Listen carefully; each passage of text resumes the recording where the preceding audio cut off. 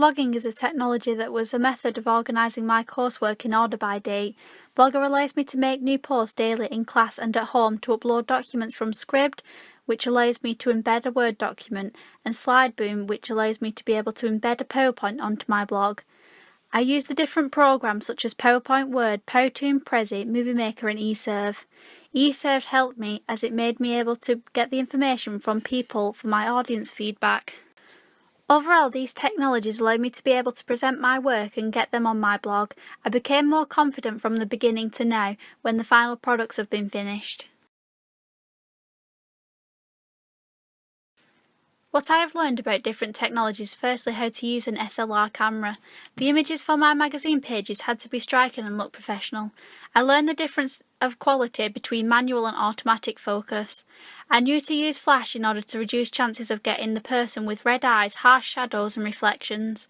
To get the flash to come on, twist the dial at the top to auto with the little camera. When taking pictures, I turned the dial to the picture that looked like a circle with an arrow pointing down, so that there would be no flash for some of my contents page images. Then locating the button with a square that inside says LV, so that I could see the image on the screen as I was taking the picture.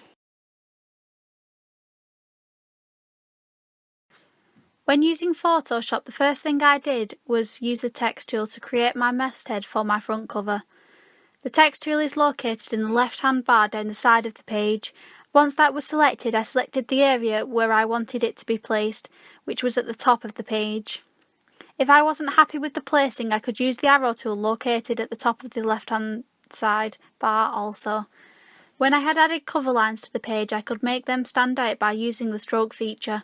In order to get a stroke around the cover lines, I had to go across to the layer it was on and double click it, which leads to a selection menu which contains different features that could be used. Click on stroke and then find the little drop down box that is called position, which allows the stroke to go around the outside of the cover line, and select its colour.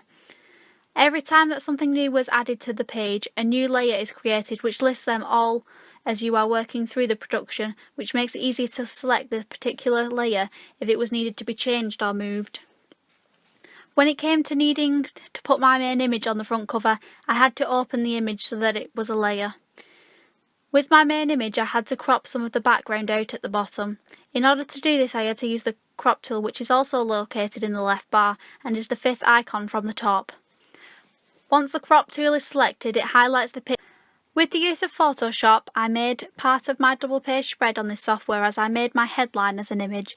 This was because I wanted it to look interesting and bold to stand out on the page from the other text. The first step making my double page spread was to adjust the main image as it looked very grainy. In order to change this, I went to the image at the top of the page, selected adjustments and changed the colour to black and white. This adjustment made my image look better quality. When I was making the headline for the article, I had to put it directly onto the image. Once I had done that, the background of the image and the headline didn't match. I located the rubber tool in the left bar and made it quite small so that I could do fine lines to make the edges match in colour. I started to get a lot more confident when using this software as the tools started to become more easy to find and use.